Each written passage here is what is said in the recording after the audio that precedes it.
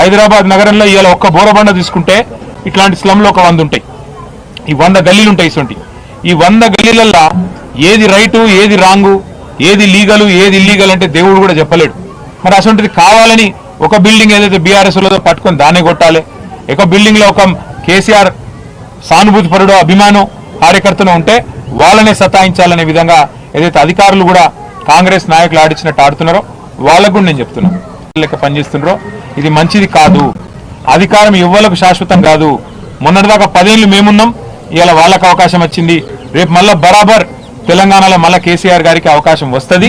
వచ్చినాక తప్పకుండా మేము కూడా యాది పెట్టుకుంటాం. ఇన్ని రోజులు 10 ఏళ్ళు మేము అభివృద్ధి, సంక్షేమం, పేదలు అందరు మా వాళ్ళే అన్నట్టు పనిచేసినాం.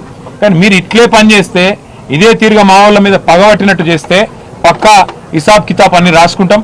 100% మేము కూడా రేపటి రోజున గవర్నమెంట్లోకి వచ్చినాక అన్ని మ్యాటర్స్ కూడా మేము కూడా తప్పకుండా చూడాల్సి వస్తుందని చెప్పి కూడా నేను విజ్ఞప్తి చేస్తా ఉన్నాను.